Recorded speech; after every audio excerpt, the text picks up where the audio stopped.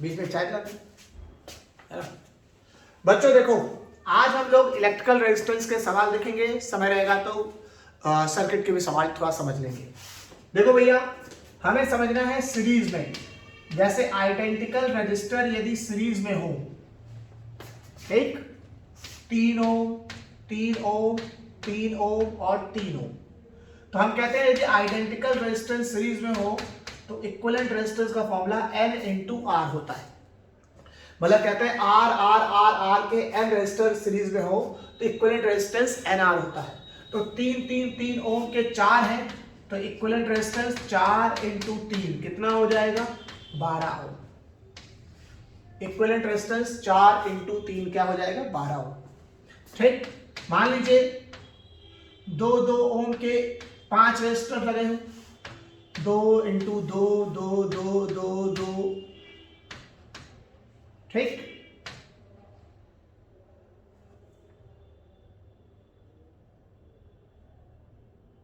ठीक, यहां पे लगा दीजिए 2 ओम का एक और लगा दीजिए, 1 2 3 4 5।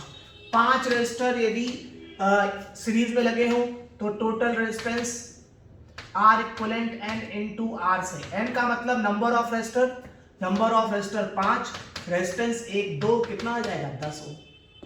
तो आपको ये बेसिक रिजल्ट समझना है कि यदि R ओम के N रजिस्टर सीरीज में लगे हो तो इक्विवेलेंट रेजिस्टेंस N × R होता है। बढ़िया, R रेजिस्टेंस के N रजिस्टर सीरीज में लगे हो तो इक्विवेलेंट रेजिस्टर N × R होता है। बढ़िया, अब जरा समझिए इसी तरह से R रेजिस्टेंस ओम के N रजिस्टर पैरेलल में लगे हो, R ओम के N रजिस्टर पैरेलल में लगे हो, ठीक है ना, N रजिस्टर पैरेलल में लगे हो, N रजिस्टर पैरेलल में लगे हो तो इक्विवेलेंट रजिस्टर R/N होगा। इक्विवेलेंट रजिस्टर R/N होगा। ठीक, R ओम के N रजिस्टर सीरीज में लगे हो तो इक्विवेलेंट रेजिस्टेंस NR होगा। R के N रजिस्टर पैरेलल में लगे हो तो इक्विवेलेंट रेजिस्टेंस R/N होगा। ठीक है ना। R/N करने का क्या मतलब है? देखो, मान लीजिए आपने 4 ओम के 3 रजिस्टर पैरेलल में लगा दिए, 4 ओम के 3 रजिस्टर आपने पैरेलल में लगा दिए। ठीक, तो इक्विवेलेंट रेजिस्टेंस R/N होता है, मतलब resistance upon number of resistance. Number of resistance कितने हैं? 3, तो इक्विवेलेंट रेजिस्टेंस 4/3 ओम होगा। मान लीजिए आपके 4 ओम के 4 रेजिस्टेंस पैरेलल में लगा लिए,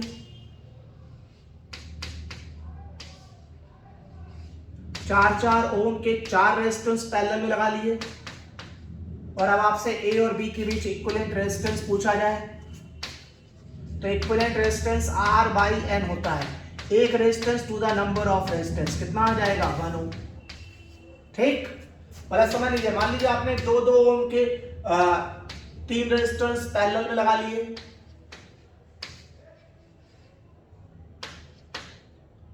तो इसका इक्विवेलेंट रेजिस्टेंस 2/3 ओम हो जाएगा। मतलब ये बेसिक रिजल्ट है जो आपके दिमाग में होना चाहिए। 2 बेसिक रिजल्ट आपका कैलकुलेशन की स्टेप को बहुत आसान और छोटा कर देगा, जो आपको समझना है। ठीक है ना। तो कौन कौन से 2 बेसिक रिजल्ट सीखे? यदि R रेजिस्टेंस के R के N रजिस्टर सीरीज में लगेंगे तो इक्विवेलेंट रेजिस्टेंस N × R हो जाएगा। बढ़िया, इसी तरह से R के N रजिस्टर पैरेलल में होंगे, R के N रजिस्टर पैरेलल में होंगे। ठीक, N रजिस्टर पैरेलल में होंगे तो इक्विवेलेंट रेजिस्टेंस R/N हो जाएगा। ठीक, ये दोनों चीजें क्लियर हो गई। मतलब तुम ऐसे समझो, तुम 2 ओम के के 3 रेजिस्टर सीरीज में लगाते हो, 2 ओम के 3 रेजिस्टर यदि तुम सीरीज में लगाते हो तो इक्विवेलेंट रेजिस्टेंस निकालने के लिए तुम्हें N इंटू आर मतलब 3 का 2 से गुणा करना पड़ेगा, 6 ओम हो जाएगा। ठीक है, 2 इंटू 3 हो जाएगा। और यदि यही 2 ओम के 3 रेजिस्टर पैरेलल में लगाते हो तो यही इक्विवेलेंट रेजिस्टेंस 2/3 ओम हो जाएगा। ठीक है ना, मतलब समझो, मतलब जब सीरीज में लगाते हो तो equivalent resistance number of resistance multiply होता है, जब पैरेलल में लगाते हो तो नंबर ऑफ रेजिस्टेंस डिवाइड में आ जाता है। सुन पा रहे हो क्या बोला? आइडेंटिकल रेजिस्टेंस जब सीरीज में लगाते हो तो नंबर ऑफ रेजिस्टेंस को मल्टीप्लाई कर देते हैं, आइडेंटिकल रेजिस्टेंस जब पैरेलल में लगाते हो तो नंबर ऑफ रेजिस्टेंस को डिवाइड कर देते हैं। तो 2 ओम के तुम 5 रेजिस्टेंस लगाओगे, इक्विवेलेंट रेजिस्टेंस 2/5। 2 ओम के 6 रेजिस्टेंस पैरेलल लगाओगे, इक्विवेलेंट रेजिस्टेंस 2/6। 2 ओम के 7 रेजिस्टेंस पैरेलल लगाओगे, 2/7। ठीक है, बढ़िया। फिर उसका तीसरा स्पेशल केस क्या है? यदि R1 और R2 केवल 2 रेजिस्टेंस पैरेलल में हो, यदि R1 और R2 केवल 2 रेजिस्टेंस पैरेलल में हो तो इक्विवेलेंट रेजिस्टेंस का formula R1 R2 upon R1 plus R2 होता है। यदि R1 और R2 केवल 2 रेजिस्टेंस पैरेलल में हो तो equivalent resistance R1 R2 upon R1 plus R2 होता है। समझिएगा, जैसे एग्जांपल देखो, मान लो आपको 6 ओम दे रखा है और 3 ओम दे रखा है, ये पैरेलल में लगे हैं। ठीक, तो आपको इक्विवेलेंट रेजिस्टेंस निकालना है। तो ये हो गया R1, ये हो गया R2, इक्विवेलेंट रेजिस्टेंस होगा R1 R2 upon R1 plus R2। तो हो जाएगा 6 गुणे 3 अपॉन 9, 3 3 जा 9, 3 2 जा 6, तो R इक्विवेलेंट हो जाएगा 2। अच्छा, ये दोनों आइडेंटिकल होते, मान लो 6 ओम के होते दोनों, तब आपको कुछ करने की जरूरत नहीं, तब तो इक्विवेलेंट रेजिस्टेंस निकालते R/N, नंबर ऑफ रेजिस्टेंस को डिवाइड कर देते हैं। पैरेलल के केस में नंबर ऑफ रेजिस्टेंस को डिवाइड कर देते हैं, मतलब 6/2, टोटल रेजिस्टेंस कितना आ जाता है? 3 ओम। दोनों वैरायटी समझ लीजिए, अनइक्वल रेजिस्टेंस होंगे पैरेलल तो इक्वल रेजिस्टेंस इस फॉर्मूले से निकाल लेना, R1 R2 upon R1 plus R2 से, और इक्वल रेजिस्टेंस पैरेलल होंगे तो R/N कर लेना, नंबर ऑफ रेजिस्टेंस को डिवाइड कर देते हैं। आइडेंटिकल रेजिस्टेंस जब पैरेलल लगाते हैं तो नंबर ऑफ रेजिस्टेंस को डिवाइड कर देते हैं, और जब आइडेंटिकल रेजिस्टेंस को सीरीज में लगाते हैं तो नंबर ऑफ रेजिस्टेंस को मल्टीप्लाई कर देते हैं। ठीक, चलो अब सवाल करते हैं। जैसे ये सवाल देखिए, पहला सवाल, 2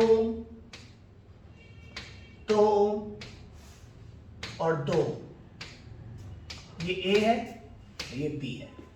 अब आपको सबसे पहले समझना है, आपको A और B के बीच इक्विवेलेंट रेजिस्टेंस निकालना है।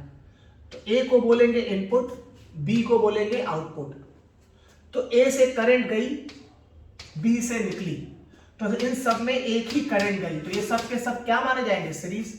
ये सारे के सारे रेजिस्टेंस आइडेंटिकल है, तो नंबर ऑफ रेजिस्टेंस इसमें क्या करेंगे? मल्टीप्लाई करेंगे। तो नंबर ऑफ रेजिस्टेंस यहाँ कितने हैं? 3 गुणे 2 ओम हो जाएगा, टोटल आंसर 6 ओम आ जाएगा। पहली बात, इन सब में एक ही करंट जा रही है इसलिए सीरीज माने जाएंगे, और सीरीज में यदि आइडेंटिकल रेजिस्टेंस हो तो इक्विवेलेंट रेजिस्टेंस कैसे निकालते हैं? नंबर ऑफ रेजिस्टेंस से मल्टीप्लाई कर देते हैं। तो यहाँ नंबर ऑफ रेजिस्टेंस 3 है, तो 2 ओम को 3 से गुणा कर दिया, 6 ओम आ गया। चलो थोड़ा सा और चेंज करते हैं। मान लो 2 ओम के पैरेलल में लगे हैं,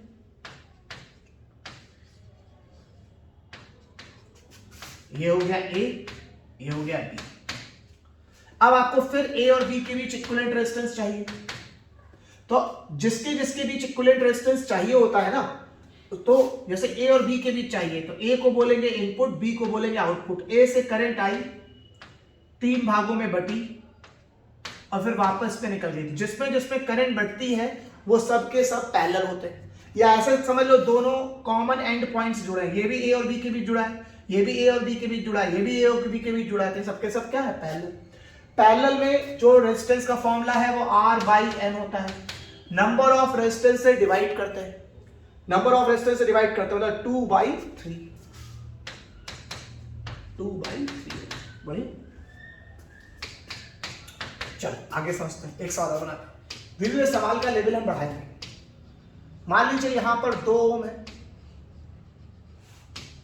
यहां पर भी 2 ओम है, यहां पर भी 2 ओम है। अब ये सिरा हो गया ए, ये सिरा हो गया बी। अब आपसे ए और बी के बीच इक्विवेलेंट रेजिस्टेंस पूछा है।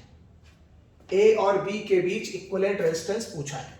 ए और बी के बीच इक्विवेलेंट रेजिस्टेंस पूछा है। तो मैंने कहा जिसके जिसके बीच इक्विवेलेंट रेजिस्टेंस पूछे तो एक को मानते हैं इनपुट और बी को मानते हैं आउटपुट। तो यहां से करंट आएगी, 2 भागों में बटेगी और फिर यहां से बाहर निकल जाएगी। ठीक, तो अब देखो चक्कर क्या है। इसका मतलब ये दोनों में जिनमें करंट बटी वो तो पैरेलल हो गए। तो ये 2 ओम पैरेलल होंगे। तो जब पैरेलल होते हैं, आइडेंटिकल हो, तो R/N लगाते हैं, नंबर ऑफ रेजिस्टेंस से डिवाइड करते हैं। तो 2 और 2 ओम पैरेलल है तो इसका इक्विवेलेंट रेजिस्टेंस बनेगा 2/2। कितना? 1 ओम। तो ये हो गया आपका 1 ओम और ये आपका 2 ओम ही है। अब आपका ए और बी के बीच जो इक्विवेलेंट रेजिस्टेंस है ये सीरीज में होंगे। 2 + 1 R1 + R2 लगाएंगे ना, सीरीज में डायरेक्ट जोड़ते हैं। टोटल रेजिस्टेंस 3 ओम आंसर आ जाएगा। फिर से देखो, ये डिजाइन था 2 ओम ये ऐसे था। इसमें इक्विवेलेंट का रेजिस्टेंस आपको ए और बी के निकालना था। तो हमें ए और बी के बीच इक्विवेलेंट रेजिस्टेंस निकालना था। तो ए से इनपुट, बी से आउटपुट। ए से करंट चली, 2 भागों में बटी, फिर इधर निकल गई। इसका मतलब ये दोनों पैरेलल, ये इसके साथ सीरीज। आइडेंटिकल रेजिस्टेंस 2 और 2 ओम के पैरेलल में 2 रेजिस्टेंस तो 2/2 हो जाएगा। 2 ओम के 3 लिखे हो तो 2/3 हो जाता। 2 ओम के 4 लगे हो तो 2/4 हो जाता। 2 ओम के 5 रेजिस्टेंस पैरेलल लगे हो तो 2/5 हो जाता। अभी 2 ओम के केवल 2 रेजिस्टेंस लगे तो 2/2 से 1 ओम हो गया। तो ये पूरा रेजिस्टेंस 1 ओम आ गया। ये इसके साथ सीरीज में है तो 2 + 1 से ये कितना आ गया आपका? 3 ओम हो गया। बढ़िया, थोड़ा और अपग्रेड करते हैं कंटेंट को, समझते जाइए। हम सवाल का लेवल धीरे धीरे बढ़ाते जा रहे हैं। जरा ये सवाल देखिए, 2 ओम, 2 ओम, 2 ओम, 2 ओम। ये समझाने का तरीका है और क्या, रीडिंग तो कुछ भी ले सकते हो, हम तो बस आपको प्रैक्टिस करा रहे हैं। अब मान लीजिए आपको फिर ए और बी के बीच इक्विवेलेंट रेजिस्टेंस पूछा है। Find the equivalent resistance between A and B. सीखो अच्छा, find the equivalent resistance between A and B. तो जिसके जिसके बीच इक्विवेलेंट रेजिस्टेंस पूछता है उसका इनपुट और आउटपुट लेते हैं। हम बोलेंगे यहां से इनपुट और यहां से आउटपुट। अब देखो क्या होगा, यहां से करंट चलेगी, 2 भागों में बटेगी, फिर वही करंट इसमें जाएगी, फिर यहां से बाहर निकल जाएगी। बढ़िया, यहां से करंट चलेगी, 2 भागों में बटेगी, फिर यहां से बाहर निकल आएगी। यही तो बात है। यहां से करंट चलेगी, 2 भागों में बटेगी, फिर यहां से बाहर निकल आएगी। ठीक, अब जरा देखो क्या होगा। तो जिनमें जिनमें एक ही करंट जाती है वो होते हैं सीरीज में। बढ़िया, फिर से देखो बेटा, ए और बी के बीच रेजिस्टेंस चाहिए तो ये ए हो गया इनपुट, बी हो गया आउटपुट। ए से करंट चलेगी, ऐसे 2 भागों में बटेगी, फिर ऐसे निकल जाएगी। जिनमें जिनमें एक करंट जाती है वो सीरीज में हो गए। तो ये दोनों सीरीज में हो गए तो ये डायरेक्ट जुड़ जाएंगे R1 + R2 या N × R। तो 2 और 2 कितना हो जाएगा? 4 ओम। ठीक, और ये पूरा इसके साथ पैरेलल में हो जाएगा। तो ये 2 ओम इसके साथ पैरेलल में आ जाएगा। ये हो गया P और ये 2 ओम इसके साथ लगाई है सीरीज में। ये थोड़ा सा अब सिंप्लीफाई हो गया। इतना समझ में आ गया सबको? यहां से करंट आई, 2 भागों में बटी, फिर यहां से निकल गई। तो ये दोनों सीरीज में है तो 2 और 2 कितना हो गया? 4 ओम और ये इसके साथ पैरेलल में है। ठीक, तो ये दोनों एक दूसरे के पैरेलल हो गए और ये पूरा इसके साथ सीरीज में हो गया। अब ये रेजिस्टेंस कौन हो गया? R1। ये रेजिस्टेंस क्या हो गया? R2। मैंने आपको सिखाया था 2 अनइक्वल रेजिस्टेंस यदि पैरेलल हो तो उनका इक्विवेलेंट रेजिस्टेंस निकालने का फॉर्मूला R1 R2/R1 + R2 होता था। याद है किसी को? यदि 2 अनइक्वल रेजिस्टेंस पैरेलल में हो तो उनका इक्विवेलेंट रेजिस्टेंस निकालने का फॉर्मूला R1 R2/R1 + R2 होता था। तो 4 × 2/4 + 2 हो जाएगा। ये हो जाएगा 4 × 2/6। 2 3 जा 6, कितना आ जाएगा? 4/3 ओम। ये आपका 4/3 ओम आ जाएगा। तो ये अब आपका सॉल्व होके ये A ये तो 2 ओम है ही है, लेकिन अब ये पूरा का पूरा सॉल्व होके 4/3 ओम बन गया। अब ये आपका 4/3 ओम बन गया। अब ये हो गया B। अब आप A और B के बीच का इक्विवेलेंट रेजिस्टेंस निकाल सकते हैं, 2 ओम प्लस 4/3 ओम। 3 एलसीएम ले लिए, 3 2 जा 6, तो 3 का एलसीएम 3, 3 जा 6 4 10, 10/3 ओम। ये आपका A B के बीच का रेजिस्टेंस आ जाएगा। ए बी रेजिस्टेंस, ए और बी के बीच का रेजिस्टेंस 10/3 ओम हो जाएगा। ठीक, ए और बी के बीच का रेजिस्टेंस 10/3 ओम आ जाएगा। ठीक है, फिर से सीख लो बेटा कैसे क्या हुआ। ये आपको एक डायग्राम दे रखा था, आपसे ए और बी के बीच इक्विवेलेंट रेजिस्टेंस पूछा था। जिसके जिसके बीच में इक्विवेलेंट रेजिस्टेंस पूछा होता है उसे इनपुट और आउटपुट दे देते हैं। अब यहां से करंट आई, 2 भागों में बटी, फिर यहां से निकल गई, तो ये दोनों किसमें होंगे? सीरीज। ये इसके साथ क्या होंगे? पैरेलल। फिर ये इसके साथ होगा सीरीज। ठीक, बढ़िया। अब 2 और 2 ओम होंगे सीरीज में, तो 2 और 2 कितना हो गया? 4। ये इसके साथ पैरेलल, तो 4 और 2 पैरेलल हो गए। ये 2 ओम ऐसे रहेगा। जब भी 2 अनइक्वल रेजिस्टेंस पैरेलल होते हैं तो उनका equivalent resistance R1 R2 upon R1 plus R2 से निकाला जाता है। तो यहाँ R1 और R2 एक दूसरे के पैरेलल है, तो इनका equivalent resistance R1 R2 upon R1 plus R2 से निकाला जाएगा। 4 गुणे 2 अपॉन 4 प्लस 2 सॉल्व होकर 4/3 ओम हो गया। तो ये वैल्यू 4/3 ओम हो गई, तो ये 2 ओम हो गया, ये 4/3 हो गया। दोनों को उठा के जोड़ लो, आपको इक्विवेलेंट रेजिस्टेंस निकल आएगा 10/3 ओम। इतना क्लियर हुआ सबको? इतना सबको क्लियर हो गया? Very good. चलो नेक्स्ट देखते हैं, ध्यान दीजिएगा, बढ़िया सवाल है और थोड़ा अच्छा बनाते हैं। जैसे ये सवाल है, 2 ओम, 2 ओम, 2 ओम और 2 ओम। ठीक, ये सिरा A, ये सिरा B, ये सिरा C, ये सिरा D। फिर वही सवाल है, find the resistance across AB। AB के अक्रॉस एक रेजिस्टेंस बताओ। आपसे कह रहा है AB के अक्रॉस रेजिस्टेंस बताओ, तो कोई भी डायग्राम हो जिसके जिसके बीच रेजिस्टेंस पूछा हो, एक को बोलो इनपुट, दूसरे को बोलो आउटपुट। ठीक, एक को बोलो इनपुट, दूसरे को बोलो आउटपुट। अब क्या होगा? यहां से करंट आएगी, 2 भागों में बटेगी और इधर से होते हुए निकल जाएगी। बढ़िया, यहां से करंट आएगी, 2 भागों में बटेगी, फिर यहां से होते हुए इधर से निकल जाएगी। बढ़िया, समझिएगा।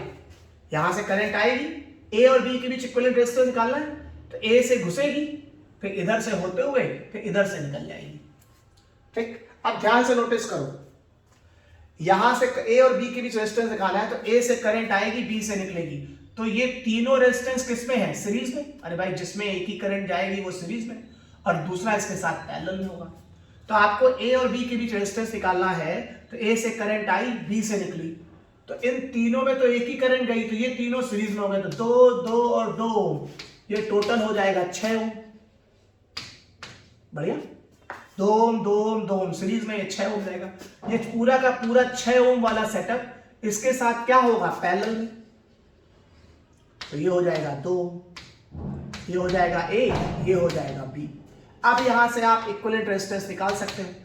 अनइक्वल रेजिस्टेंस यदि पैरेलल में होगा तो ये R1, ये R2। अब आप फॉर्मूला लगाओगे R1 R2 upon R1 plus R2। यहां से इक्विवेलेंट रेजिस्टेंस निकाल लोगे, 6 इंटू 2 अपॉन 8, 2 4 जा 12, 2 3 जा 6, 2 2 जा 4, ये आपका 3/2 ओम आ जाएगा। ये आपका इक्विवेलेंट रेजिस्टेंस हो जाएगा। ठीक, समझ में आ गया सबको? कोई दिक्कत तो नहीं इस बात पर? अच्छा, इसी सवाल को यदि हम बदल दें, फिर से देखो क्या सवाल था। ये आपको एक स्क्वायर शेप दे रखा था और आपको ए और बी के बीच इक्विवेलेंट रेजिस्टेंस निकालना था। तो क्वेश्चन में ये बहुत ध्यान देना होता है किसके किसके बीच रेजिस्टेंस निकालना है। जैसे हमें ए और बी के बीच निकालना है, तो ए को इनपुट बोलेंगे, बी को आउटपुट बोलेंगे। तो ए से करंट घुसेगी, 2 भागों में होते हुए बी से निकल जाएगी। ठीक, अब इन सब में एक ही करंट जा रही है, तो ये सीरीज में मान जाएंगे, 2 2 2 2 कितना? 6 ओम। ये इसके साथ पैरेलल में जाएगा, तो ये 6 ओम और ये 2 ओम, ये दोनों एक दूसरे के पैरेलल हैं, तो इक्विवेलेंट रेजिस्टेंस क्या लगाओगे? R1 R2 upon R1 plus R2। Equivalent resistance किससे निकालोगे? R1 R2 upon R1 plus R2 से। यहां से आप इक्विवेलेंट रेजिस्टेंस निकाल लेंगे। चलिए मान लीजिए इसको चेंज कर देते हैं, मतलब यही सवाल है, लेकिन यदि आप इनपुट आउटपुट बदल दें तो रीडिंग बदल जाएगी। मैं क्या सिखाना चाहता हूं, सेम सवाल में यदि आप इनपुट आउटपुट बदल दें तो रीडिंग बदल जाएगी। समझिएगा मैं क्या सिखाना चाहता हूं। मान लीजिए यही सवाल पुराना है, फिर से देखिए। मान लीजिए ये 2 ओम, यही पुराना डायग्राम ले रहा हूं मैं, ये 2 ओम, मतलब एक ही डायग्राम में इस बात का बहुत देखा जाता है कि रेजिस्टेंस किसके किसके बीच निकालना है। ये हो जाएगा A, ये हो जाएगा B, ये हो जाएगा C, ये हो गया D। अब मान लीजिए आपको इक्विवेलेंट रेजिस्टेंस A और C के बीच निकालना है। Find equivalent resistance across AC। अब हमने क्वेश्चन बदल दिया, find equivalent resistance across AC। A और C के बीच इक्विवेलेंट रेजिस्टेंस निकालना है। तो देखो भैया कैसे निकलेगा, ये हो गया इनपुट A, ये हो गया इनपुट C। A और C के बीच आपको रेजिस्टेंस निकालना है, A और C के बीच। पहले हम लोग रेजिस्टेंस किसके बीच निकाल रहे थे? A और B के बीच। अब जो रेजिस्टेंस निकाल रहे हैं वो A और C के बीच निकालना है। तो A से करंट घुसेगी, 2 भागों से होते हुए C से निकल जाएगी। अब यहां से करंट निकली, 2 भागों में बटी,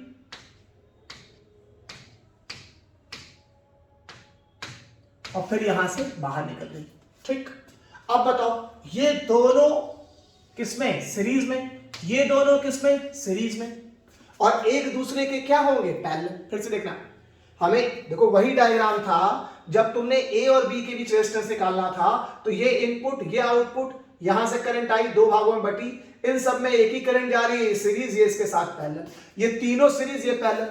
अब उसी डायग्राम में यदि A और C के बीच तुम्हें रेजिस्टेंस निकालना है, तो अब इसको इनपुट, इसको आउटपुट मानोगे। अब यहां से करंट आएगी, 2 भागों में बटेगी, फिर ऐसे निकलेगी। इन दोनों में एक ही करंट गया, ये दोनों सीरीज में, ये दोनों में एक ही करंट गया, ये दोनों सीरीज में, और एक दूसरे के पैरेलल।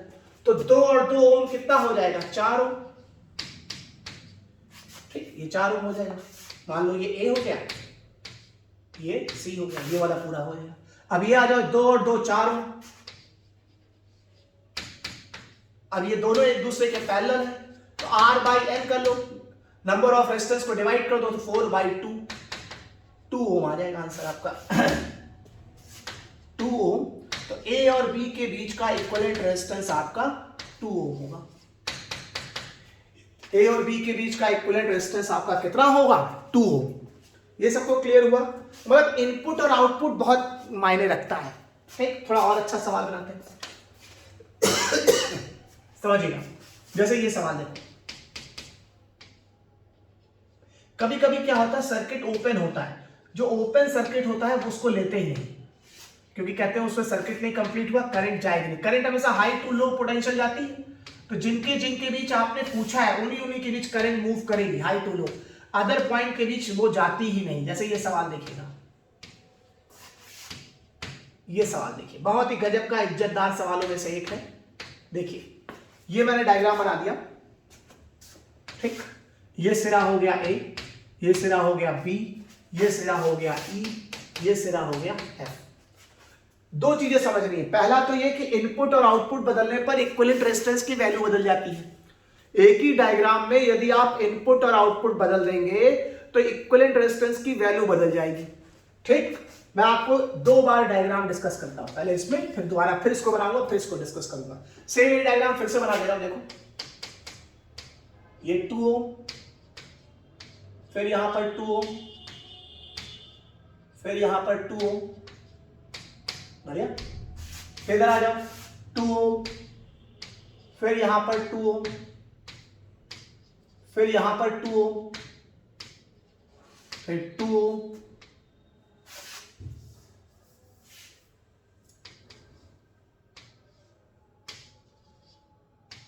ये 2 ओम, फिर 2 ओम, फिर 2 ओम। बढ़िया, ये हो गया आपका A, B, T, F। दोनों डायग्राम एक ही है, ऐसी कोई चिंता करने वाली बात नहीं। बस मैं आपको दिखाता हूं कि क्वेश्चन में इनपुट आउटपुट बदलने पर आंसर बदल जाता है। जैसे एग्जांपल देखिए, मैं आपको बोलूं find equivalent resistance across AB, ए और बी के बीच इक्विवेलेंट रेजिस्टेंस बताओ। देखो कैसे करेंगे। इस सवाल में आपको ए और बी के बीच इक्विवेलेंट रेजिस्टेंस निकालना है। मतलब अब आपका ए क्या हो गया, इनपुट, बी क्या हो गया, आउटपुट। मतलब जो भी करंट चलेगी वो ए से चलेगी और बी की तरफ आना चाहती है। तो यहां से करंट आई, दो भागों में तो बटेगी, ये गई।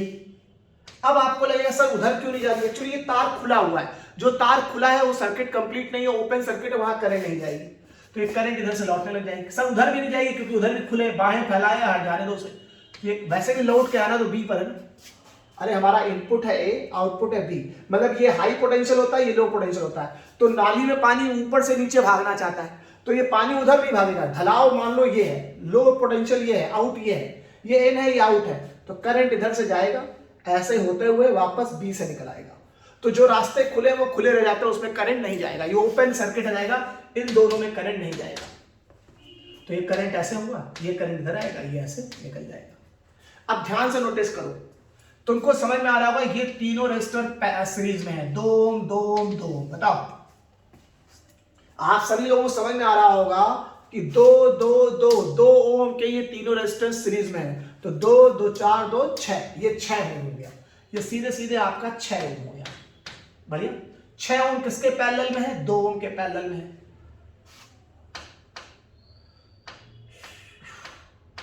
समझिए, 2 2 2 यहां से करंट आई, ऐसे होते हुए फिर इधर से बाहर निकल आई। ठीक, तो हमें सबसे पहले किनारे वाली बात देखिए, ये तीनों सीरीज में है। तो 2 2 2 ओम के तीनों रेजिस्टेंस सीरीज में है, ये आपका टोटल हो गया 6 ओम। बढ़िया। ये इसके सामने पैरेलल में है, ये 2 ओम इसके पैरेलल में है, और फिर इसके बाद ये लगा हुआ है 2 ओम, और फिर ये वाला 2 ओम लगा है। ये तो बात है, ये ए ये बी, ये सबको समझ में आया। यहां से ए और बी के बीच रेजिस्टेंस निकालना है। ए से करंट जाएगी, होते हुए बी से निकलेगी। जो रास्ते खुले वो खुले रह जाएंगे, उनमें करंट नहीं जाएगी। अब यहां से देखो, जब ज्यादा टिपिकल सर्किट होता है तो पहले अंदर वाली चीजें सॉल्व करते हैं। तो ये तीनों तुम्हें सीरीज में दिखाई दे रहे हैं, जिनमें एक ही करंट जाती है वो सीरीज में हो जाते हैं। तो 2 2 2 ओम के 3 रेजिस्टेंस सीरीज में कितना हो गया, 6 ओम। 6 ओम इसके क्या होगा, पैरेलल में होगा। ठीक, और उसके बाद फिर करंट तो ऐसे जा रही है, इधर से होकर जाए, तो ये तीनों एक दूसरे के सीरीज में हो जाएंगे। अब 6 और 2 पैरेलल में है, तो इसको मान लो R1, इसको मान लो R2। अनइक्वल रेजिस्टेंस यदि पैरेलल में हो तो कितना वैल्यू आती है, निकालना आपको मैंने सिखाया था। अनइक्वल रेजिस्टेंस यदि पैरेलल में हो तो मैंने आपको इक्विवेलेंट निकालना सिखाया था, R1 R2 upon R1 plus R2 से निकालना सिखाया था। इसका उपयोग कर लेते हैं हम लोग जरा।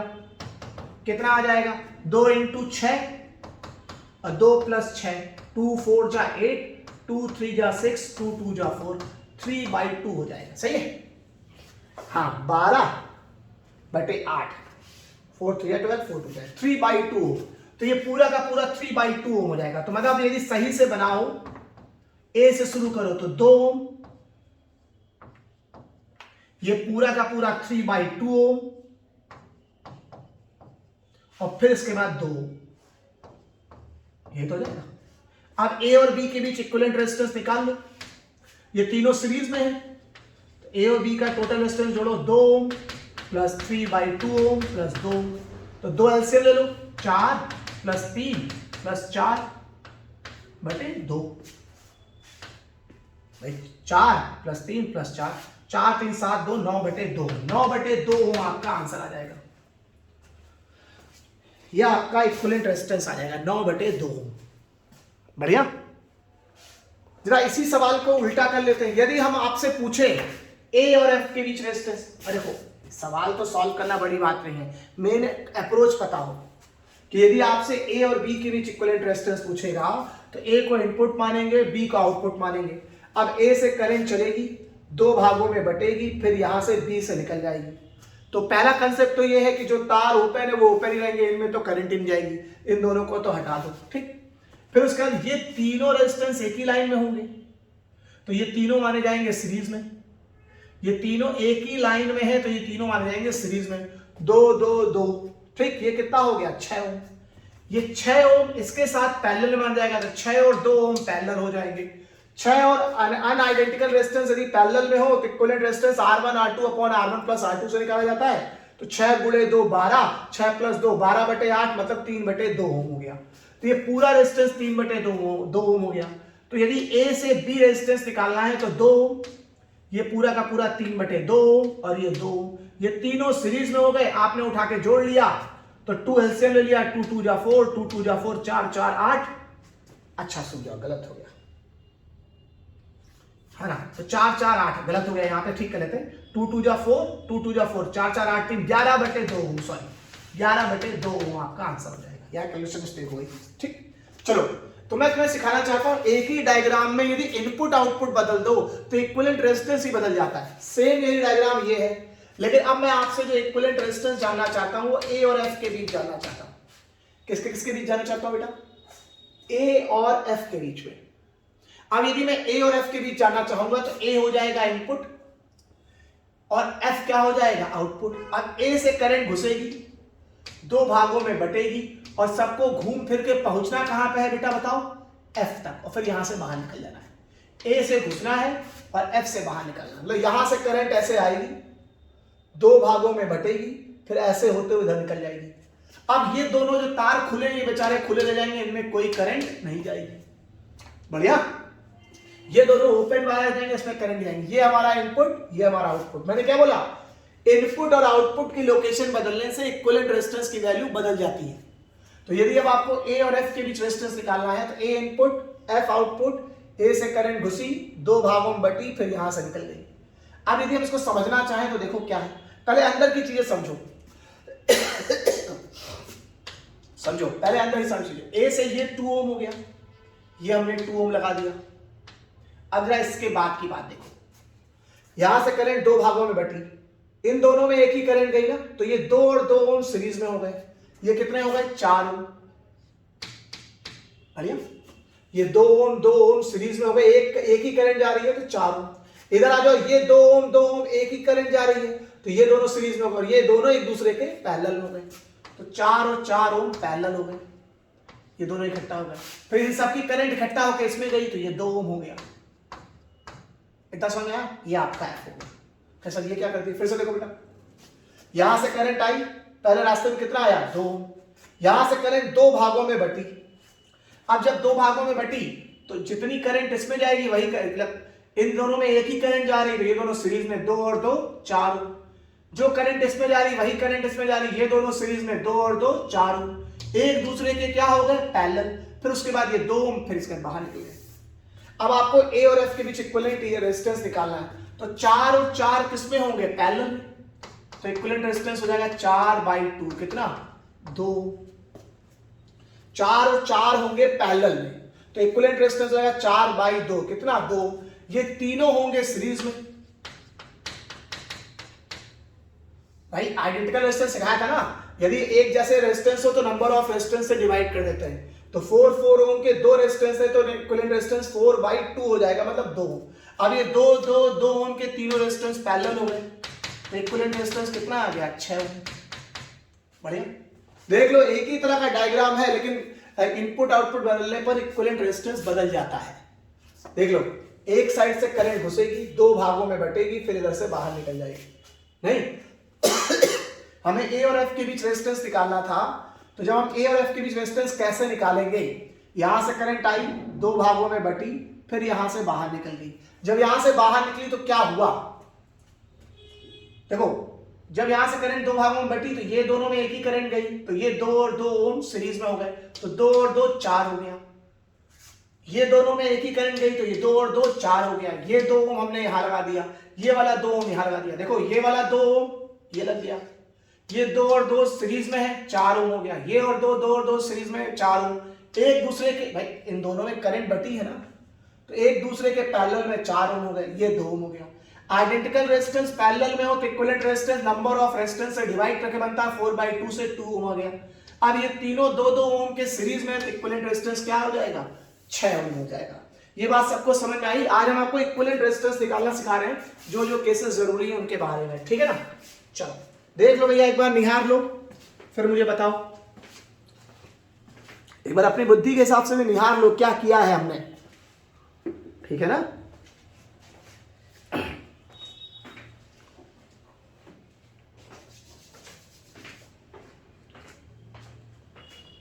जब भी आपको कॉम्प्लिकेटेड सर्किट मिला करे ना, तो सबसे पहले अंदर घुस जाइए, सबसे अंदर जो क्या हो रहा है पहले उसको ठीक करिए, फिर जब वो ठीक हो जाए फिर एक एक करके सॉल्व करते हुए बाहर निकलिए। जैसे मैं आपको दिखाता हूं, समझिए कुछ क्वेश्चन ऐसे होते हैं जो दूर से देखने में बहुत टफ लगते हैं लेकिन बहुत सिंपल हो जाते हैं। मतलब अभी तक जो सर्किट थे वो सिंपल थे, आगे चल के थोड़ा कॉम्प्लिकेटेड टाइप के मिलेंगे। उसमें क्या है, सबसे पहले जो अंदर है उसको ठीक करिए, अंदर जाकर सॉल्व करिए, फिर अंदर से बाहर की तरफ आइए। देखिएगा जैसे ये सवाल देखो,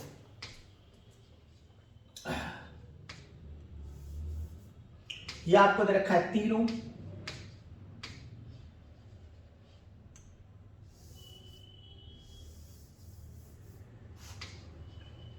ये रखा है 3 ओम,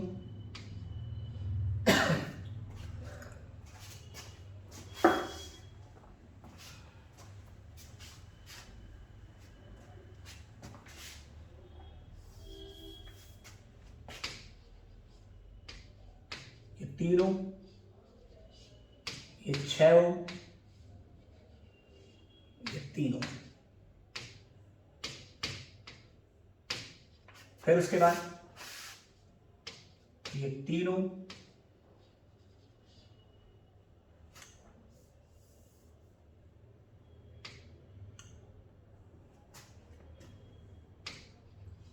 ये 2 ओम,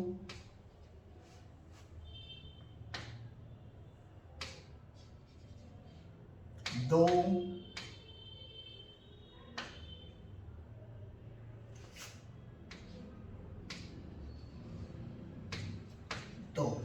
ठीक है ना। ये आपको ऐसे दे रखा है, मान लो ये आपको इक्विवेलेंट रेजिस्टेंस निकालना है। अब आपको ए और बी के बीच इक्विवेलेंट रेजिस्टेंस निकालना है, ठीक।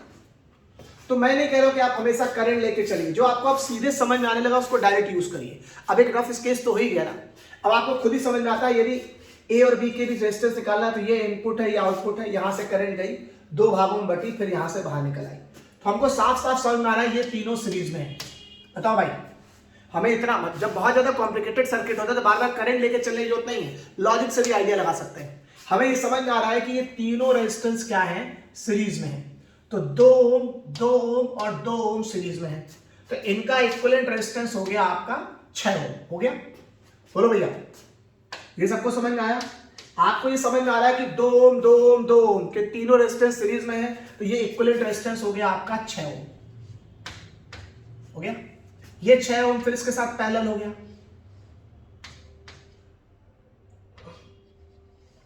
ये 3 ओम हो गया और ये 3 ओम हो गया। ये ए, ये हो गया बी, ठीक है। समझना, फिर से देखो, 2 ओम, 2 ओम, 2 ओम, ये टोटल हो गया 2 2 2 3 6 ओम। हो गया। अरे आपको साफ साफ समझ में आ रहा है ये तीनों रेजिस्टेंस सीरीज में होंगे, तो 2 4 2 6 ओम हो गया, ठीक। हमको समझ में आ रहा है ये पूरा का पूरा 6 ओम। अरे भाई मान लो यहाँ इसको ई मान लो, इसको एफ मान लो, तो ये भी ई और एफ के बीच जुड़ा है, ये भी ई और एफ के बीच जुड़ा है, दोनों पैरेलल तो होंगे, तो 6 और 6 ओम एक दूसरे के पैरेलल हो गए, ठीक। अब यदि 6 और 6 ओम एक दूसरे के पैरेलल हो गए तो equivalent resistance number of resistance से डिवाइड करने मिलता है। यदि आइडेंटिकल रेजिस्टेंस पैरेलल हो तो इक्विवेलेंट रेजिस्टेंस क्या होता है, R/N, नंबर ऑफ रेजिस्टेंस से डिवाइड कर देते हैं। तो 6 और 6 ओम के 2 रेजिस्टेंस पैरेलल है, तो इक्विवेलेंट रेजिस्टेंस 6/2 कितना हो जाएगा, 3 ओम। तो अब आपका जो फाइनल डायग्राम आएगा वो ये आएगा, ये ए, ये आपका 3 ओम, ये 6 और 6 का कितना आ जाएगा, 3 ओम, और फिर ये आपका 3 ओम। तो ये तीनों किसमें होंगे, सीरीज में, तो इक्विवेलेंट रेजिस्टेंस आपका 9 ओम आ जाएगा। बढ़िया, इक्विवेलेंट रेजिस्टेंस आपका कितना आ जाएगा, 9 ओम आ जाएगा। बढ़िया, ये सबको क्लियर हुआ?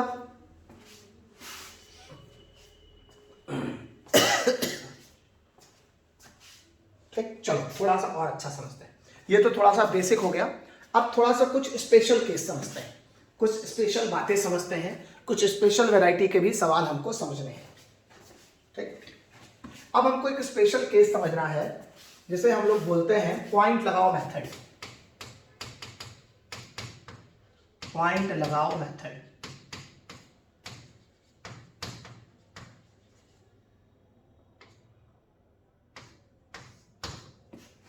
पॉइंट लगाओ मेथड। अब हम लोग एक स्पेशल केस सीखने जा रहे हैं, पॉइंट लगाओ मेथड। पॉइंट लगाओ मेथड ये कहता है कि जहां पर भी सादा तार होता है वहां एक जैसा नाम चलता है। क्या बोला मैंने? जहां पर भी सादा तार होता है वहां पर एक जैसा नाम चलता है। जहां पर भी सादा तार होता है वहां पर एक जैसा नाम चलता है। ठीक, जैसा तार होता है वहां एक जैसा नाम चलता है और कोई भी कॉर्नर छूटना नहीं चाहिए, हर कॉर्नर का कोई ना कोई नाम देना पड़ेगा। जैसे ये क्वेश्चन देखो, एक ये रेजिस्टेंस है R1, फिर ये दूसरा रेजिस्टेंस है R2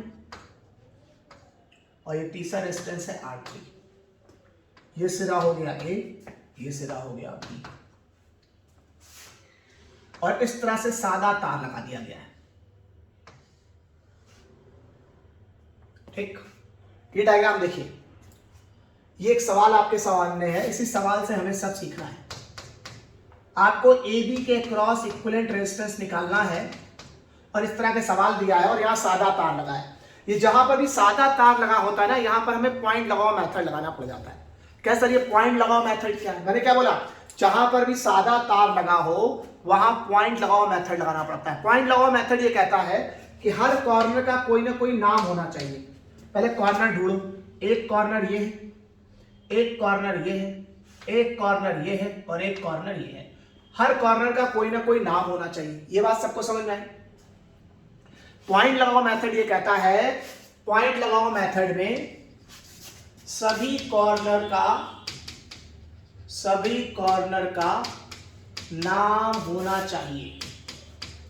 ठीक, पहली बात सभी कॉर्नर का नाम होना चाहिए। जहां तक प्लेन वायर होगा वहां तक एक जैसा नाम चलेगा, वहां तक एक जैसा नाम चलेगा, वहां तक एक जैसा नाम चलेगा, नाम चलेगा। रास्ते में रेजिस्टेंस आने पर वो नाम रुक जाएगा। रास्ते में रेजिस्टेंस आने पर वो नाम रुक जाएगा, नाम रुक जाएगा। फिर आप नया नाम ले लीजिएगा। तब पहला रूल लगा लीजिए, सभी कॉर्नर का नाम होगा। समझो, ये है कोड वर्ड सॉल्व करने के वर्किंग अप्रोच। पहली बात तो पॉइंट लगाओ मेथड तब लगाना पड़ता है जब सादा तार हो। जब रास्ते में सादा तार लगा होता है तो हमें पॉइंट लगाओ मेथड लगाना पड़ता है। जब रास्ते में सादा तार लगा होता है तो हमें पॉइंट लगाओ मेथड लगाना होता है। पॉइंट लगाओ मेथड ये कहता है, क्या है? सभी कॉर्नर का नाम होना चाहिए। कौन कौन है, जहां कितने कॉर्नर है, जहां ज्वाइंट, कॉर्नर शब्द के बजाय ज्वाइंट ले लो, होना चाहिए। सभी ज्वाइंट्स का,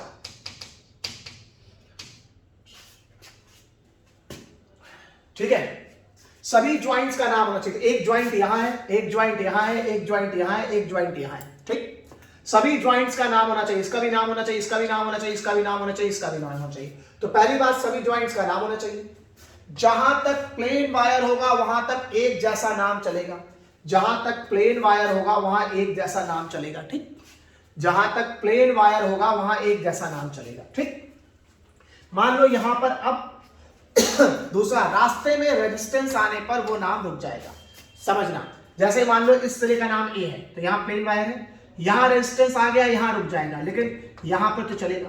अब ये ए यहां नहीं जा सकता, जिस रास्ते में रेजिस्टेंस आ जाएगा वहां वो नाम आगे नहीं जा सकता, लेकिन जहां प्लेन वायर होगा वहां एक ही नाम जाएगा। तो ये ए आगे चल जाएगा, ए ए ए ए ए ए ए ए यहां आ गया, ए यहां पहुंच गया। अब ये ए आगे नहीं जा सकता क्योंकि यहां रेजिस्टेंस बढ़ गया, पीछे नहीं जा सकता क्योंकि यहां रेजिस्टेंस बढ़ गया। भूल जाओ, इधर आ जाओ। ये बी है तो बी पीछे आ सकता है। जहां पर भी रेजिस्टेंस होगा वहां नाम आगे नहीं जाता, लेकिन जहां सादा तार हो वहां नाम फिसल जाता है। तो यहां सादा तार है, नाम फिसल गया, B B B B B B B B B यहां आ गया। अब ये बी आगे नहीं जा सकता क्योंकि रेजिस्टेंस है, बी पीछे नहीं जा सकता, बी रेजिस्टेंस है। अब हर ज्वाइंट का कोई ना कोई नाम हो गया। फिर से देखो मैंने क्या किया, इस सिरे का नाम ए था, इस सिरे का नाम बी था, ठीक। अब ये ए नाम आगे बढ़ना शुरू किया तो हम कहते हैं जहां रास्ते में रेजिस्टेंस आ जाएगा वहां पर नाम आगे नहीं बढ़ेगा, सादे तार में आगे बढ़ता है। तो यहां सादा तार मिला तो ये ए आगे बढ़ गया, ए ए ए ए ए इस ज्वाइंट के पास पहुंच गया। अब ये यहां से आगे नहीं बढ़ पा रहा है क्योंकि रेजिस्टेंस है, यहां से पीछे है तो यहीं रुक गया ए नाम। अब ये बी नाम है तो बी पीछे आ गया, बी, फिर B B B B B हो गया, ठीक। ये नाम देने का तरीका। अब हमारे पास हर ज्वाइंट का कोई ना कोई नाम है, बोलो हर ज्वाइंट का कोई ना कोई नाम है कि नहीं। अब हमें सवाल दिया गया है ए और बी के बीच रेजिस्टेंस निकालो, चलो निकालते हैं। तो हमने लिख दिया ए और हमने लिख दिया बी, लिख दिया। अब बताओ इस पूरे डायग्राम को ध्यान से देखिएगा, 2 मिनट रुकिए इधर। ये बताओ ये R1 रेजिस्टेंस कहां जुड़ा है, ए और बी के बीच जुड़ा है, बताओ भैया। ये R1 रेजिस्टेंस ए और बी के बीच जुड़ा है तो ए और बी के बीच R1 आप जोड़ दीजिए, कौन बड़ी बात है। अब बताओ R2 रेजिस्टेंस कहां जुड़ा है, ए और बी के बीच जुड़ा है तो R2 रेजिस्टेंस को भी आप ए और बी के बीच जोड़ दीजिए, ये भी कोई बड़ी बात नहीं, ठीक। अब बताइए R3 रेजिस्टेंस कहां जुड़ा है, ये भी ए और बी के बीच जुड़ा है तो इसको भी ए और बी के बीच जोड़ दीजिए। समझ पा रहे हैं। ये देखिए ये तीनों रेजिस्टेंस एक दूसरे के पैरेलल आ गए जो कि देखने में नहीं लग रहे थे। देख लो भैया, सीखो, ये तीनों रेजिस्टेंस एक दूसरे के पैरेलल आ गए जो कि देखने में पैरेलल नहीं लग रहे थे, ठीक है। ये तीनों रेजिस्टेंस एक दूसरे के पैरेलल आ गए जो कि देखने में नहीं लग रहे थे। समझिएगा समझिएगा समझिएगा। ये R1 बताओ कहां जुड़ा है, ए और बी के बीच, तो हमने ए और बी के बीच R1 जोड़ दिया। R2 कहां जुड़ा है बेटा, ये भी ए और बी के बीच जुड़ा है तो R2 को भी ए और बी के बीच जोड़ दिया। R3 बताओ कहां जुड़ा है, ए और बी के बीच, तो उनको भी ए और बी के बीच जोड़ दिया। अब ये तीनों ही रेजिस्टेंस पैरेलल है। अब यदि ये तीनों ही रेजिस्टेंस पैरेलल है तो इक्विवेलेंट रेजिस्टेंस निकालना कोई बड़ी बात नहीं है। 1/R1 plus 1/R2 plus 1/R3 से आप सॉल्व कर लेंगे। यदि बेचारे ये आइडेंटिकल होते तब तो हमारे पास जुगाड़ बहुत बढ़िया था, R/N लगा देते। ये सबको समझ में आया। पॉइंट लगाओ मेथड। जहां पर भी सादा तार होता है वहां एक जैसा नाम लेकर चलेंगे। पॉइंट लगाओ मेथड में सभी ज्वाइंट का नाम होगा, कोई भी ज्वाइंट छूटना नहीं चाहिए। जहां तक सादा तार होगा वहां एक ही नाम चलेगा, जैसे ए लिया तो ए, और जहां पर भी रेजिस्टेंस आ जाएगा वहां रुक जाएगा। ए लेके चले तो ए यहां आगे नहीं जा सकता, ए यहां आएगा, ए ए ए यहां। अब यहां रेजिस्टेंस आ गया तो ना आगे जाएगा ना पीछे जाएगा, ये फंस गया। ये बी इधर नहीं जा सकता लेकिन बी इधर से होते होते यहां पहुंच जाएगा। अब ना आगे जा सकता है ना पीछे जा सकता है, ठीक। अब ये तीनों रेजिस्टेंस एक दूसरे के पैरेलल हो गए। कैसे, ये भी ए और बी के बीच जुड़ा है, ये भी ए और बी के बीच जुड़ा है, ये भी ए और बी के बीच जुड़ा है। जब सबके सब ए और बी के बीच जुड़े हैं तो इक्विवेलेंट रेजिस्टेंस आप 1/R1 plus 1/R2 plus 1/R3 से निकाल सकते हैं। इतना क्लियर हुआ सबको। चलो और बढ़िया सवाल इसमें लिखते हैं। जैसे यही वाला सवाल है, मान लो आइडेंटिकल हो जाए, R R R, ये हो गया A, ये हो गया B, ये सादा तार लगा दिया, ठीक। अब आपको इसको शो करना है, कर लीजिए फटाफट। तो हम ये कहते हैं ये A यहां रहेगा। अब A इधर जा नहीं पाएगा क्योंकि यहां रास्ता है, A यहां चला जाएगा, मतलब ऐसे एरो नहीं बनाएंगे तो ये ए ए ए ए ए यहां पहुंच जाएगा। फिर ये B इधर पीछे आ जाएगा, इधर जा नहीं सकता क्योंकि जहां रास्ते में रेजिस्टेंस होगा वहां नहीं जा जाता, सादे तार में फिसलता है।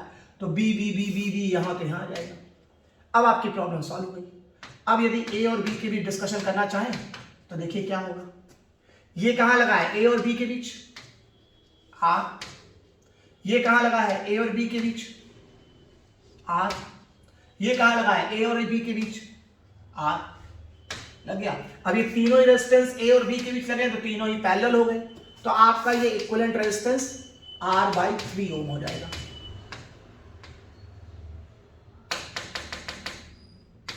R/3 ओम आ जाएगा, ये आपका आंसर हो जाएगा। बढ़िया, कोई दिक्कत तो नहीं। ये बात आपको समझ आई। पॉइंट लगाओ मेथड। चलो इसको थोड़ा और अच्छा और स्टाइलिश और भोकाली बनाते हैं इसको, देखिएगा। चलो पॉइंट लगाओ मेथड के 2-3 केसेस करते हैं तो आपको एकदम दिमाग में ये बात बैठ जाएगी, हाँ ऐसा होता है। जहां भी सादा तार होगा वहां ऐसा करें। जैसे ये सवाल देखिए, बहुत ही फेमस है।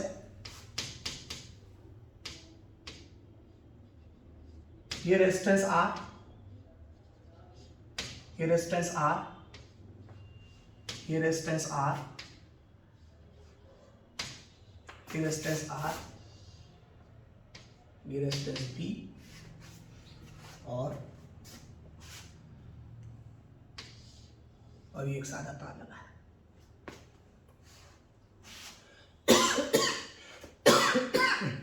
ठीक, अब ये हो गया आपका A। अब आपको A और B के बीच इक्विवेलेंट रेजिस्टेंस निकालना है।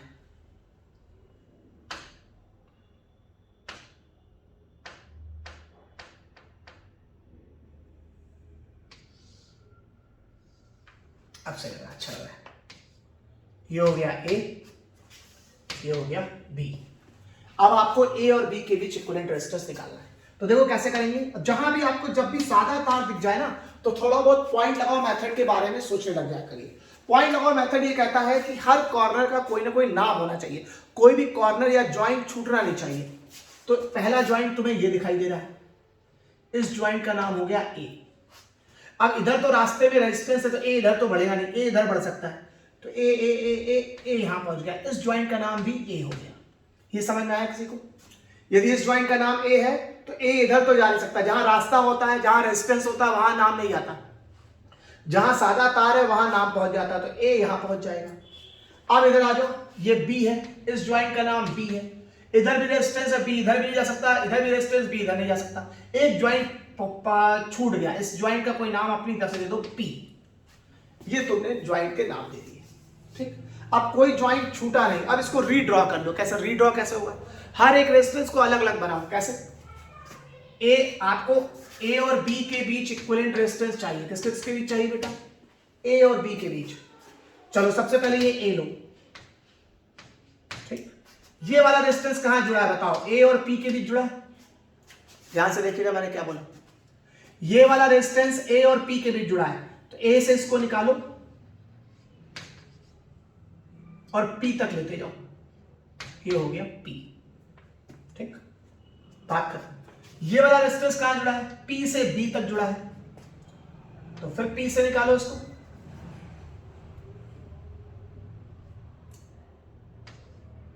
इसको P यहां कह दो। अब P से निकालो, इसको B तक ले जाओ। ये हो गया B। हो गया, ये रेजिस्टेंस हो गया R। फिर से देखो बेटा, ये वाला रेजिस्टेंस जुड़ा है A से P तक, तो A से P तक ये वाला रेजिस्टेंस हो गया। ये वाला रेजिस्टेंस जुड़ा है P से B तक, तो P से B तक ये वाला रेजिस्टेंस हो गया। कोई बात नहीं, चलो ठीक है। अब बताओ ये वाला रेजिस्टेंस कहां जुड़ा है?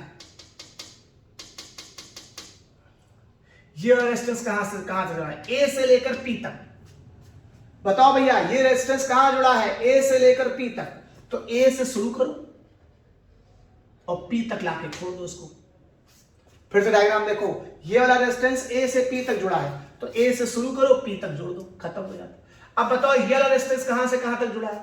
ये जुड़ा है A से लेकर B तक, A से लेकर B तक, तो A से शुरू करो और B पे ले जाके खत्म कर दो। ये आपका डायग्राम अब सिंप्लीफाई हो गया। कैसा नहीं, क्या कर दियो तुम यार। फिर से सीखो। ये एक रेजिस्टेंस लगे थे, यहां पर एक सादा तार था, तो यदि ये A है तो ये भी A हो गया, ये B हो गया। इस पॉइंट का नाम P दे दिया। अब हम हर रेजिस्टेंस को जंक्शंस के हिसाब से, ज्वाइंट के हिसाब से ड्रॉ कर रहे हैं। फिर से हमने बोला ये जो रेजिस्टेंस R है वो A और P के बीच है, तो हमने A से शुरू किया, P तक ले आए इस रेजिस्टेंस को। बढ़िया। ये रेजिस्टेंस P से B तक है, तो P से लाए B तक ले आए। ये रेजिस्टेंस P से A तक है, तो P से A के बीच, मतलब ये रेजिस्टेंस A और P के बीच में है ना, तो इसको A और P के बीच जोड़ दिया। यह रेजिस्टेंस A और B के बीच में है, तो A से शुरू होगा, B तक जाएगा। अब आपको समझ में आ रहा है ये दोनों क्या होंगे? पैरेलल। आइडेंटिकल है तो क्या हो जाएगा? R/2। ये इसके साथ क्या हो जाएगा? सीरीज, तो हो जाएगा R/2 प्लस R। कितना? 3R/2। ठीक, अब 3R/2 और R पैरेलल होंगे, ये 3R/2 होगा और ये होगा R, ये एक दूसरे के पैरेलल होंगे। अब इक्विवेलेंट रेजिस्टेंस निकालना है, तो होगा R1 R2 upon R1 plus R2।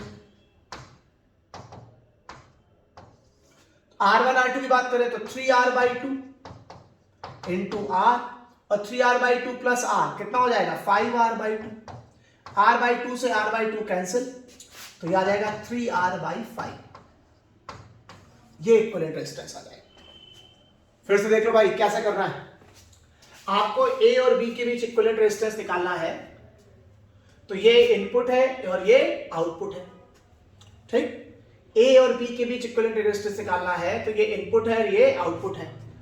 देखो ये सिरा हो गया ए, ये सादा तार है, ये भी ए होगा, तो ये वाला रेजिस्टेंस ए और पी के बीच जुड़ा है, ये वाला रेजिस्टेंस पी और आर के बीच जुड़ा है, पी और बी के बीच जुड़ा है, तो पी और बी के बीच जुड़ गया, ये पी और ए के बीच जुड़ गया, मतलब जो जहां जैसे जुड़ा है जोड़ लीजिए, मामला बन जाएगा। चलो और बढ़िया सवाल करते हैं, जैसे ये सवाल है, देखिए जरा,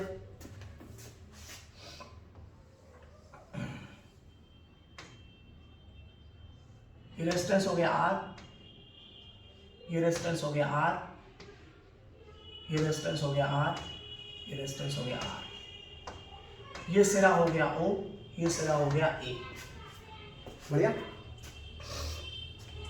और आपसे कह रहा है find equivalent resistance across O A. आपसे कह रहा है find equivalent resistance, find equivalent resistance across O A. O और ए के बीच इक्विवेलेंट रेजिस्टेंस बताओ। देखो भैया हमने से ज्यादा सिखाया, क्या सिखाया, जब भी सादा तार दिखाई दे तो हर जॉइंट का कोई ना कोई पहले नाम देना पड़ेगा, पॉइंट लगाओ, मेथड लगाना पड़ेगा। तो पहले जॉइंट इतना सोचो, एक जॉइंट ये हो गया, एक जॉइंट ये हो गया, एक जॉइंट ये हो गया, एक जॉइंट ये हो गया। इस जॉइंट का नाम ए है, ये सादा तार है, तो ए यहां पहुंच जाएगा, अंदर नहीं जा सकता, रेजिस्टेंस है, यहां सादा तार है, ए यहां पहुंच जाएगा, ये ए यहां पहुंच जाएगा, हो गया। अब सभी ज्वाइंट के नाम हो गए, हमें किसके किसके बीच रेजिस्टेंस निकालना है, ओ और ए के बीच। तो हर रेजिस्टेंस का ज्वाइंट देखो किसके किसके बीच है। पहले इस रेजिस्टेंस की बात करूं, ये रेजिस्टेंस कहां जुड़ा है, ओ और ए के बीच में, तो इसको ओ और ए के बीच जोड़ो, जोड़ दिया, बात खत्म। ये वाला रेजिस्टेंस कहां जुड़ा है बताओ बेटा, ओ और ए के बीच, तो इसको भी ओ और ए के बीच जोड़ दो, बढ़िया। ये बताओ ये रेजिस्टेंस कहां जुड़ा है, ओ और ए के बीच में, तो इसको भी यहीं पे जोड़ दो, बढ़िया।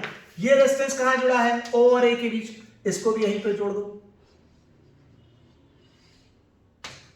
हो गया।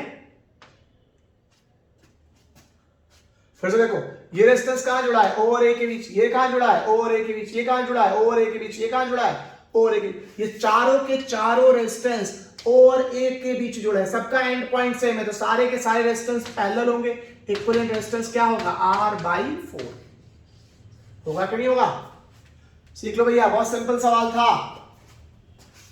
हमें ओ और ए के बीच रेजिस्टेंस निकालना था और ये एक सादा तार था, ये ए है तो ये भी ए होगा, ये भी ए होगा, ये भी ए होगा। इक्विवेलेंट रेजिस्टेंस निकालने के लिए सभी रेजिस्टेंस के ज्वाइंट्स देखो किन के बीच लगाए, ये वाला रेजिस्टेंस ओ और ए के बीच लगाए, तो हमने इसको ओ और ए के बीच ड्रॉ कर दिया। अगला वाला रेजिस्टेंस भी ओ और ए के बीच लगाए, तो उसको भी ओ और ए के बीच ही ड्रॉ कर दिया। ये भी रेजिस्टेंस ओ और ए के बीच लगा है, तो इसको भी ओ और ए के बीच ही ड्रॉ कर दिया। ये रेजिस्टेंस भी ओ और ए के बीच लगा है, तो इसको भी ओ और ए के बीच ड्रॉ कर दिया। सब के सब पैरेलल है, तो इक्विवेलेंट रेजिस्टेंस R/4 हो गया, बढ़िया। चलो थोड़ा और अच्छा करते हैं, जरा सोचिए, एक सवाल और करते हैं, बढ़िया सवाल करते हैं।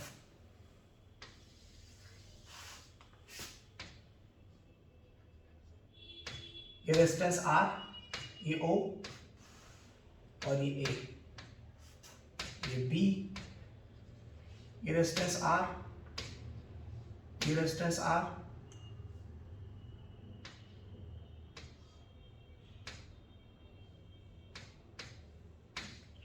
और ये रेजिस्टेंस R, बढ़िया, आप सही।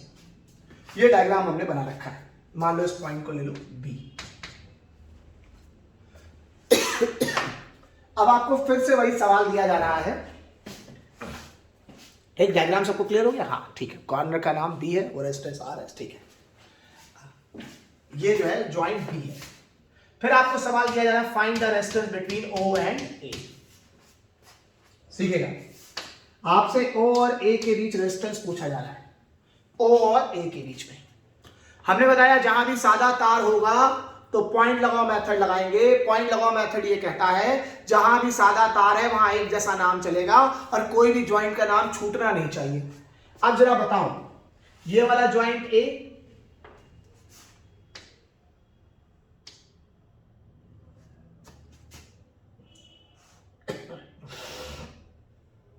ये वाला पॉइंट A, भाई सादा तार आगे तो ये A आगे तो नहीं जा सकता, खाली ये पीछे जा सकता। ये A यहां भी पहुंच जाएगा, ये A अंदर नहीं आ सकता, जहां भी रेजिस्टेंस हो वहां नाम आगे नहीं जाता, लेकिन सादे तार में आगे जाता है। A यहां पहुंच जाएगा, फिर ये A यहां पहुंच जाएगा। ठीक, जहां भी सादा तार हो वहां एक जैसा नाम चलता है, तो A पीछे यहां हो जाएगा, फिर A यहां पहुंच जाएगा। अंदर नहीं, जहां रेजिस्टेंस पहुंचता है वहां नहीं जा पाता, जहां रेजिस्टेंस होता है वहां नहीं भागता ये। फिर सादा तार है, A यहां आ जाएगा, फिर A यहां आ जाएगा। अब आप सभी रेजिस्टेंस को उनके ज्वाइंट के नाम के हिसाब से एडजस्ट कर लो। क्या बोला मैंने? सभी रेजिस्टेंस को उनके ज्वाइंट के नाम के हिसाब से एडजस्ट कर लो, कौन किन किन ज्वाइंट के बीच लगा है। चलो शुरुआत करते हैं O से। सबसे पहले शुरुआत करते हैं O से B, O से B, O से B, O से B। ठीक, ये O से B तो लगा है, तो O से B कौन लगा है? R। ये हमने O से B लगा दिया, O से B लगा दिया R। ठीक, अब B के आगे बढ़ो, B के आगे बढ़ना है। ये कहां लगा है? B से A लगा है। लो भाई, ये B से A लगा दिया।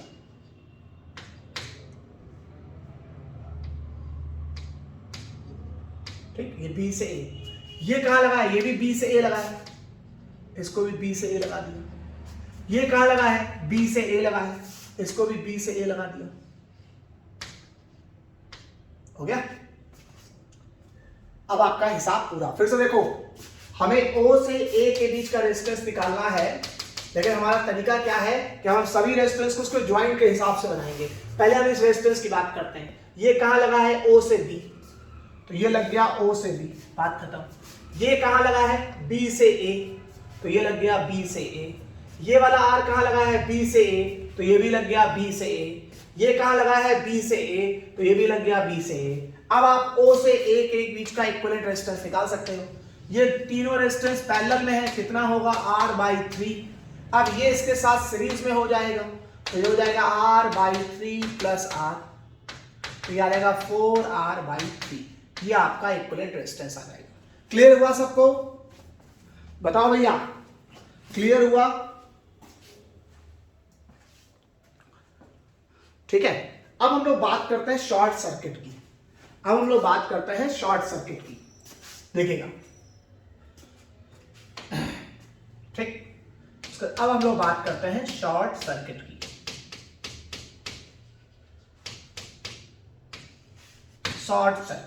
शॉर्ट सर्किट क्या है?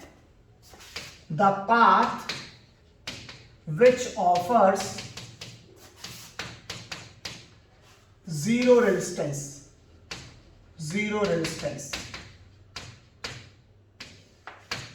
the path which offers zero resistance। पहली बात, ठीक है, जब किसी रेजिस्टेंस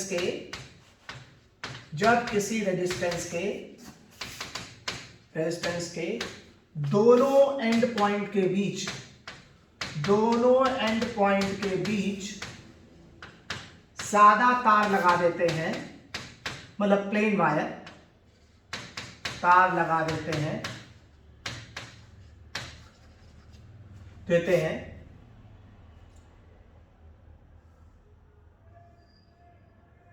तार लगा देते हैं, तो वो शॉर्ट सर्किट हो जाता है। मतलब कि उसका रेजिस्टेंस 0 हो जाता है। ठीक, समझिएगा, जैसे मैंने ये रेजिस्टेंस लिया R1, ये लिया R2, ठीक, और समझिएगा शॉर्ट सर्किट की बात क्या है।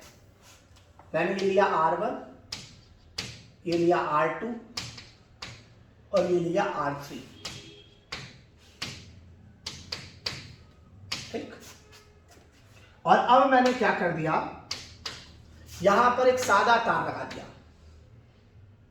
किसी रेजिस्टेंस के किनारों पर यदि हम सादा तार लगा देते हैं और अब हम यदि ए और बी के बीच करंट पूछें तो हम कहते हैं यहां से करंट आई, यहां गई और फिर ये यहां से करंट यहां से इसको बाईपास कर गई और इधर से निकल गई। ये वाला रेजिस्टेंस अब काम नहीं करेगा, अब ये शॉर्ट सर्किट हो गया। समझ रहे हैं? अब ये रेजिस्टेंस आपका जो है शॉर्ट सर्किट हो गया। अब जब रेजिस्टेंस शॉर्ट सर्किट हो गया तो ये वाला काम नहीं करेगा, इक्विवेलेंट रेजिस्टेंस केवल R1 प्लस R2 होगी।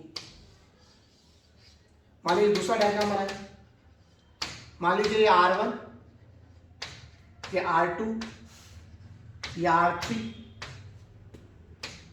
A और B। मान लो पूरा ले लें तब ये दोनों काम नहीं करेंगे, तो A और B के बीच इक्विवेलेंट रेजिस्टेंस केवल R1 बचेगी, ये दोनों शॉर्ट सर्किट हो जाएंगे। ठीक, लॉजिक ही है। अरे भाई पॉइंट लगाओ, मैथ लगाओ तो ये भी बी पॉइंट पे आ जाएगा, ये पलट के ये भी बी पॉइंट पे आ जाएगा, तो ये दोनों जब सेम पोटेंशियल पे होंगे तो इनके बीच करंट का फ्लो नहीं होगा, केवल एक ही काम करेगा R1। कैसे? अभी तुम एक सवाल कराया था उसमें पैरेलल हो जाता था, उसमें शॉर्ट सर्किट क्यों नहीं होता था? अभी दिखा रहे हैं, हमने कहा रेजिस्टेंस के एंड पॉइंट। अब इसमें धोखा कहां होता है वो देखो। अब जरा इस डायग्राम पे फोकस करो, R1, R2, R3।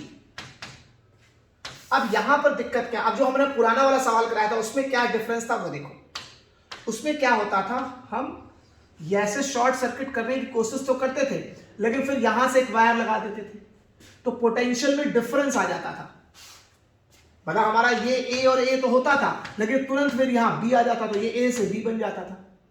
मतलब तुम्हें सिखाना चाहते हैं शॉर्ट सर्किट होने के लिए बीच से कोई तार ना निकला हो, बीच से कोई तार ना निकला हो, बात खत्म, ना निकला हो। ठीक, यदि इन दोनों के बीच से तार निकाल दिया तब शॉर्ट सर्किट नहीं होगा, बीच से तार निकला होगा, तार निकला होगा तब शॉर्ट सर्किट नहीं होगा, तो शॉर्ट सर्किट नहीं होगा। ठीक है ना? इन दोनों डायग्राम में देखो R2 और R3 शॉर्ट सर्किट है लेकिन यहां R2 R3 शॉर्ट सर्किट नहीं माने जा रहे हैं। क्यों? क्योंकि इनके बीच से एक तार निकला है, इनके बीच से कोई तार नहीं है तो यहां शॉर्ट सर्किट नहीं है। मतलब एकदम दिमाग में बैठा लीजिए, मतलब R1, R2 और R3 तीन लगे हैं, बढ़िया। यदि केवल ये तार लगा होगा तब तो ये शॉर्ट सर्किट हो गए। क्या हो गए? ये शॉर्ट सर्किट हो गए। लेकिन इसी डायग्राम में भले ही बीच से आपने शॉर्ट सर्किट कर रखा है लेकिन बीच से आपने तार निकाल दिया तब ये शॉर्ट सर्किट नहीं होगा, क्योंकि तब पोटेंशियल डिफरेंस डेवलप हो गया, तब नाम बदल गया, तब शॉर्ट सर्किट नहीं होगा। मतलब बीच से कोई तार ना निकला हो। शॉर्ट सर्किट होने के लिए जब आप सादे तार से ओवरलैप करें तो बीच से कोई तार निकला होना नहीं चाहिए। ठीक, मतलब आपको डायग्राम से समझाते हैं। जैसे ये सवाल देखो, R R R, ठीक,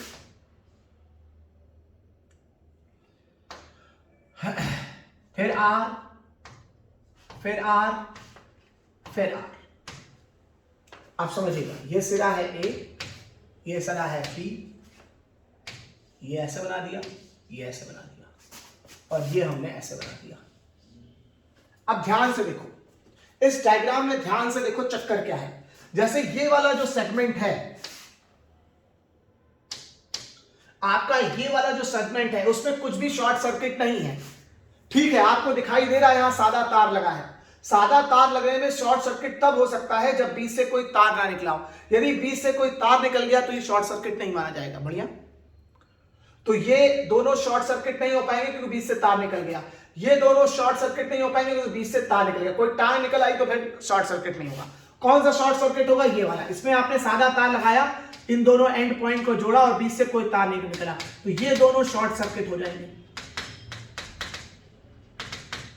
ठीक, और ये केस मैंने आपको पढ़ाया है। ये तीनों क्या माने जाते हैं? पैरेलल। ये तीनों आपको पढ़ाया नहीं तो तीनों पैरेलल मान जाते हैं। तो इसकी इक्विवेलेंट रेजिस्टेंस R/3 हो जाएगी। ये R/3 हो जाएगी, ये 0 रेजिस्टेंस हो जाएगी, और ये हो जाएगा R, A और B। तो यहां से इक्विवेलेंट रेजिस्टेंस की बात करें तो हो जाएगा R प्लस R/3। कितना आ जाएगा बताओ? 4R/3। ये इक्विवेलेंट रेजिस्टेंस हो जाएगा। मतलब आप इस बात को समझ लीजिए कि कहीं पर भी आपने जैसे मान लीजिए 2 ओम लगा रखा है, 3 ओम लगा रखा है और 4 ओम लगा रखा है, और आपने ऐसे एक तार इसके ऊपर से सादा तार लगा दिया तो ये 4 ओम काम नहीं करेगा, शॉर्ट सर्किट हो जाएगा। या आपने पूरा लगा दिया तो ये दोनों शॉर्ट सर्किट हो जाएगा, लेकिन बीच से कोई तार निकाल दिया तो शॉर्ट सर्किट नहीं होगा। ये सबको समझ में आया? तो थोड़ा बहुत आपने पॉइंट लगाओ मेथड के बारे में समझा होगा, नहीं समझा? बताइए भाई, आप लोगों ने पॉइंट लगाओ मेथड के बारे में समझा। चलो अब हम आपको सिखाने जा रहे हैं concept of symmetry. Concept of symmetry, concept of symmetry.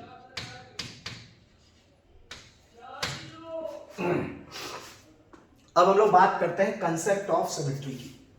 तो कंसेप्ट ऑफ सिमेट्री ये कहता है कि सेम पोटेंशियल के पॉइंट के बीच, सेम पोटेंशियल के पॉइंट के बीच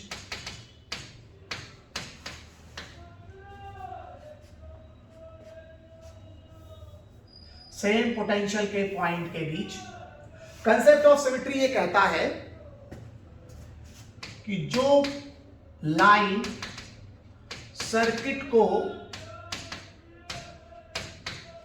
बराबर पार्ट में डिवाइड करती है, बराबर पार्ट में डिवाइड करती है,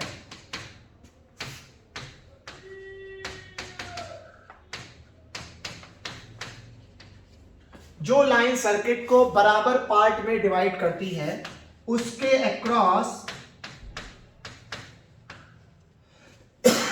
करंट फ्लो नहीं होगी, करंट फ्लो नहीं होगी।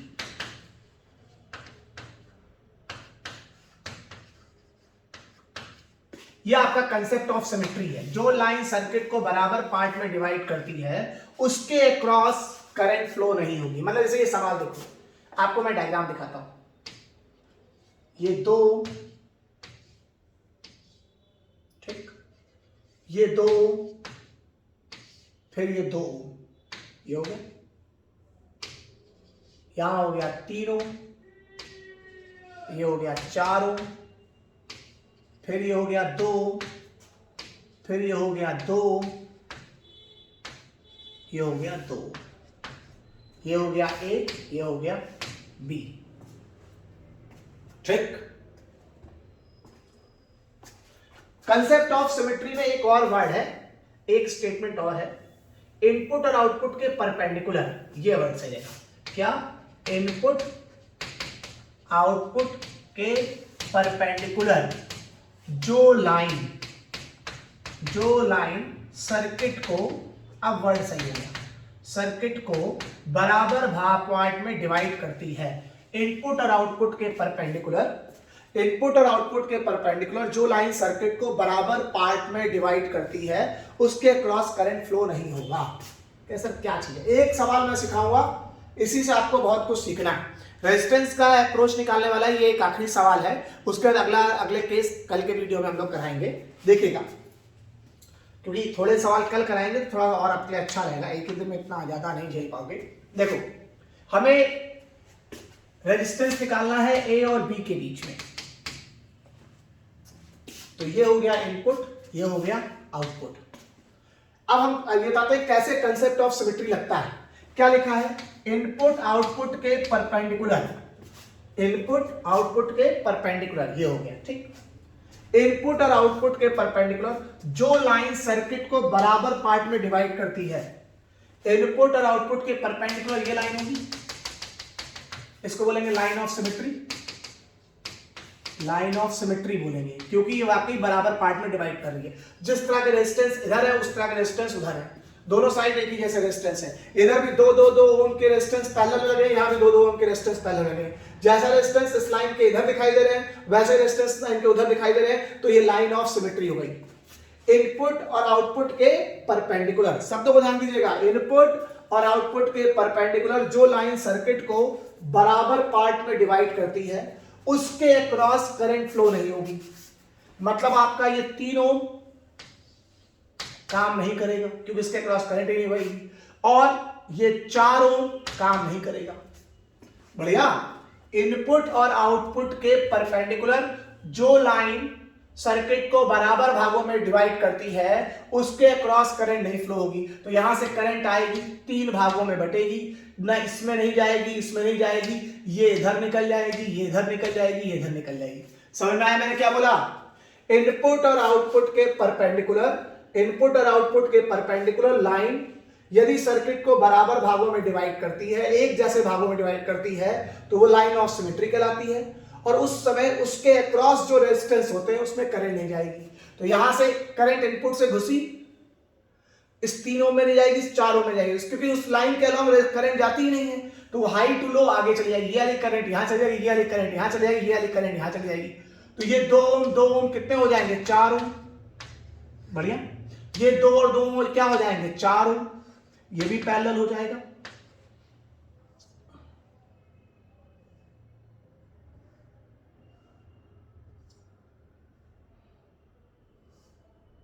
ठीक।